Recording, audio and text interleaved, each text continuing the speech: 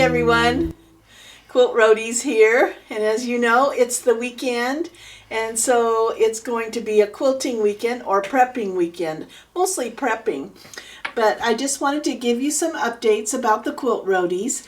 We will be in and out of town and bringing you wonderful little vignettes of where we go over the next couple of months within Oregon. Right now, though, in order to prep for all that, I am going to be working on getting things ready to stitch in the RV or the car. The RV is put up for the winter, but that doesn't stop us from traveling. We still hit the road. And one of the projects that I am going to be prepping is Stacy West's Buttermilk Basin's free 2016 free block of the month, which is about to wrap up in the next month. So right now I am working on this project, and as you can see by my design wall, this is something I talked about in on my blog, and that is I cleaned up my design wall, and I started with just 2 projects mounted on here to encourage me to get things done and not be overwhelmed by the sheer volume of all these different blocks up here. And this has really, relieved the clutter in my brain and helped me get things done. So this I showed on my blog was a Sylvia Pippin block of the month, which I finished, and I will be quilting in the next month. And I'm looking forward to that. Now the Stacy West Buttermilk Basin free block of the month, Let It Snow. We got our latest block, which I believe will fit over here, yesterday. And so I am in prepping mode. And as you can see, this is how I prep my wool. It's not everybody's cup of tea, but for me, who travels quite a bit, it is perfect because I don't want to lose my pieces. So I fuse my wool pieces with soft fuse, and I've had a hard time getting the roll at local quilt shops. So I order it off of the internet and get it shipped to me, and then I have it available all the time. For the back of my wool, I always use a Pellon product, SF101. And I remember this by San Francisco Highway 101. And it is a lightweight fabric with a fusible on one side. And that's to give integrity to my cotton that my wool is mounted on, or to help with my stitches not showing. So I started yesterday prepping these blocks, and you can see that I traced on that fusible my pieces, and then I cut them all out, and I'm ready to fuse them onto here. My background is a woven Japanese fabric, and I put the SF101 on the back of this so that it wouldn't ravel or stretch. Now once I get my pieces set, I lay them out. I peel this paper off, so you can see I peeled all this block's paper off. I lay it the way I want it, and then I take it with steam, and I just kind of give it a good setting up press with the steam, and then I'll turn it over. See, it's not going to come off. I'll turn it over and press it from the back side.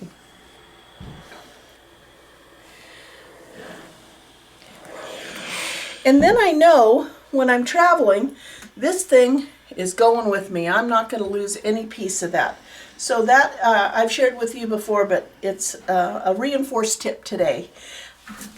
I'm printing off those free block of the months. If you don't get those at the time within the 30 days, then you have to pay for the pattern. So I print them off, and I print a little color sheet off too, so that if I want to help with color, I can have some Stacy support. So the last block came out this week, and it was a larger block. And Stacy gave specific instructions on how to print that, and it worked perfectly. I had legal paper, it went to landscape mode, and now I have my double block this month. And then I printed off the little colored guy so that I could see the colors that she used and what I wanted to do. So I'm all set for that. So that's just an update on my wool prep.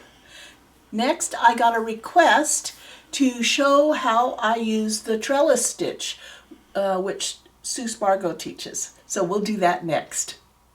So here we are with my Sue Spargo stitching circles, and I got a request to show the Trellis Stitch. Let me clarify though, if you want to have Sue in your sewing room on a daily basis, you really need to go to craftsy.com and buy her class. Once you buy a class off of Craftsy, it's yours forever. So you can keep referring back to that, and you can have her soothing, calm ways of showing you how to do a stitch available to you 24/7. But since I was requested to show this one particular stitch, I'm going to go ahead and do that. And hopefully, with G and I trying to do this in our non-professional ways, you'll still get the idea. So I love the Trellis Stitch, which Sue teaches using a variegated thread, because it has a really fun look to it when it's done. And this particular one is a hand-dyed pearl cotton sold called Shredded Denim by Sue Spargo's site. Going back to how I prep my wool, this is not how Sue preps her wool. She does not fuse her pieces down. It gives it an entirely different look, and it's absolutely lovely, but it doesn't fit my lifestyle. This piece was done in a Sue class about 3 or 4 years ago. So it is a work like a workbook. Whenever I want to learn a stitch, I come and do it on this thing. And all of these are fused down. And you can see, after all these years, I'm not going to lose a circle. So that's why I do it. And then when I want to practice a stitch, I come to here and I do it. So the Trellis Stitch is this little guy here, this center. It can be used in a variety of ways, and this is a really light variegated green thread that I just love the way it looks, and then I used a Rosetta chain around the outside. In this piece here, what I've done is I've used the Trellis Stitch just to give dimension around these pieces. And then for the center of my flowers, I filled in the Trellis Stitch. So this, and this are all the same stitch, just different threads, and I stopped or started in a different spot. With that said, you have to decide on the thread you want to use. If you use a finer weight thread, it's going to take you longer to get around, but it does give it a really nice, tight look. If you want to get done quicker with your Trellis Stitch, you use a thicker thread. So to start the Trellis Stitch, you are going to do a running stitch around the circle. It's just a plain, not a running stitch, a back stitch. You're going to make the same back stitch all the way around and try to keep it a consistent length of back stitch. So on this one, rather than going around the circle, I made a circle with a back stitch. On this piece here, I've already run a back stitch all the way around my circle. Now I'm ready to start the trellis. So I brought my needle up between two back stitches. And I'm going to pull the thread all the way through. And then I'm going to look for the next back stitch, and I'm going to go underneath it.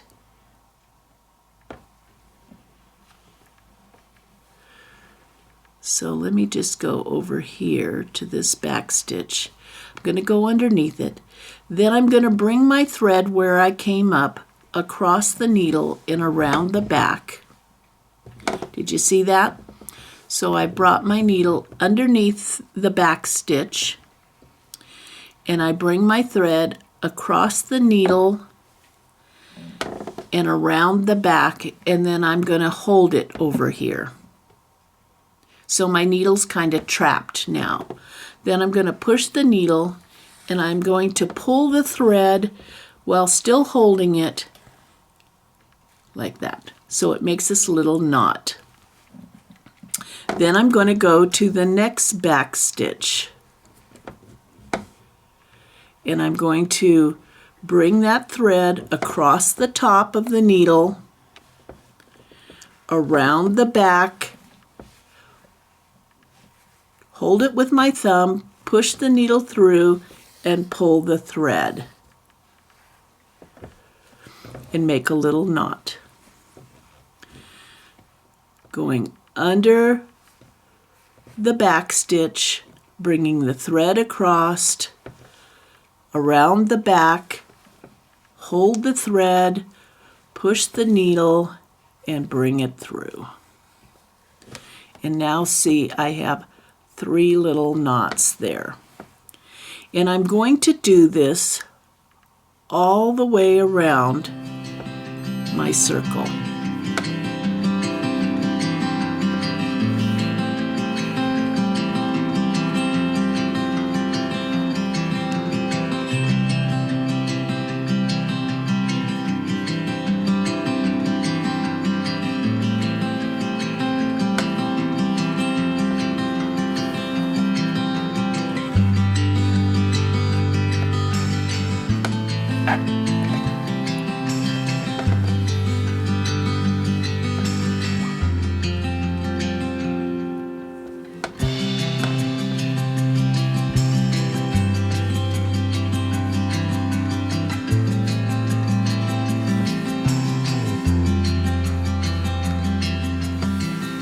Now I have gone all the way around my running stitch, or back stitch. I keep calling it a running stitch. Talk about a brain fart. Anyway, my back stitch. I've gone all the way around the back stitch, slipping my needle under, bringing the thread across the top and looping it behind the needle and making a little knot. So you see these wonderful little knots around. The next step is to go between the knots and do the exact same motion. So you're going to take your needle and go under that thread that's between the 2 little knots. Bring your thread across. It's all the same motion. Bring it across the back, hold it, and then make that second knot. And you're going to do that all the way around. So going underneath the thread between the knots, bringing this thread across the top, around the back, and then pulling your thread through. Between the knots, under the thread, bring the thread across the top and down, and then pull your needle through. And you're going to do that all the way around a second time. I'm trying to do the trellis stitch. What are you doing? What? You want your treat? Is it treat time? Is it treat time? Come here.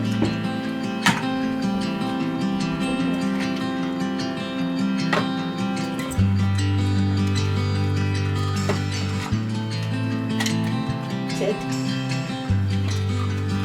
Okay, now it's back to stitching. Sit down. It's trellis time. So as you can see, all I've been doing is going around the circle, putting my needle underneath the thread between the knots, bringing the thread across the top and around the back of the needle and pulling the needle through to make a knot. But now I'm starting to run out of thread, so I thought I'd show you how I stop and restart. So I'm going to go behind this knot, back through the back, pull my thread through, and I'm just going to make a knot on the back like we would normally.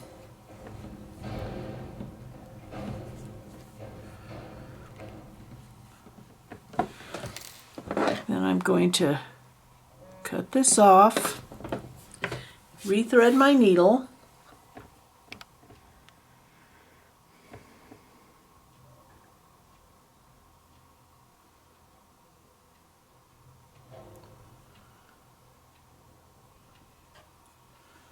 be easier with the needle threader. Of course, you know, although I have 10,000 of them, they're scattered all over the place. I make my quilter's knot and run it down to the bottom of the thread, make a knot. And then I'm going to come back to the front and I'm going to look for that spot where I left off. Bring my needle up, and then I'm going to go between the threads, between the knots, underneath the thread. And again, I'm going to start by bringing this thread across the back and then pulling it and making a knot. So you see how that variegated thread is starting to look? So I go between the knots, underneath the thread, and I'm going to go around and do this a few more times.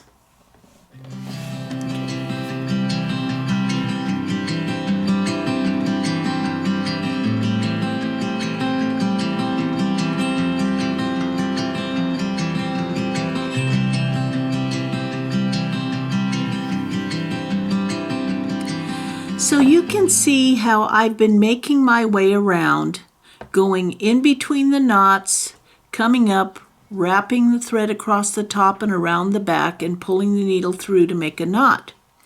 But now, as I've gone around and around doing that, you can see it's starting to lift up a little bit. So this is the point where we start going in. And what all that means is doing the same steps except for going every other knot. So here's the thread between the two knots that would be next. So instead of that, I'm going to go over here to the next one, and I'm going to do every other one. So I skipped that one and I went to the next one. So I'm going to go in between every other knot and do the same technique and go all the way around and do that a couple of times, and that will bring it even more in. So after a couple of passes of doing every other stitch between every other knot, I went back to going into every stitch between two knots, if that makes sense. So I skipped a stitch for 2 rows and then wanted to tighten it back up, so then I started going between 2 knots on every one all the way around, and then it got really tight.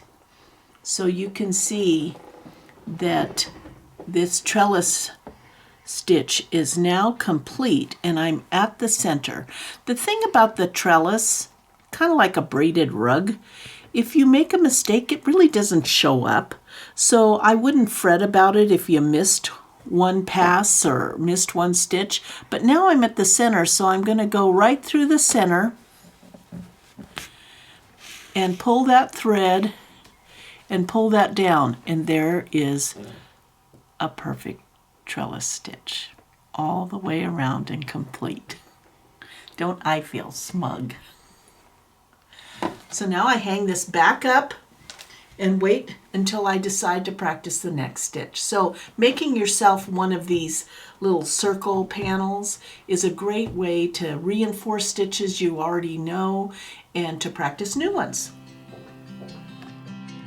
So we are wrapping up our little tutorial and review of wool. I wanted to tell you guys that we really appreciate you watching our Quilt Roadies YouTube video. For some reason I can't respond to the comments, but I do read everyone and I so appreciate it. And if you could give us a thumbs up, that would be great too.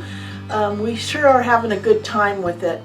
Just to update you from the Sally Fry video we did down in Ferndale and at her studio, I got my birthday present. Yes, I got a Harold Turpin house for my birthday and I absolutely love it. It is extraordinary. We just have to hook up the lighting for it, but it has a quilt on one side and a flag on the other, and I'm really happy to have gotten it. I hear that he has slowed down in his production of these houses and building them because they're all hand built by him. Because he's working on his own house. So I got my Harold Turpin house and pretty darn happy about it. Have a great day and thank you for showing up and listening to our video. Say goodbye, Enzo. Say goodbye. What's Daddy doing? What's Daddy doing?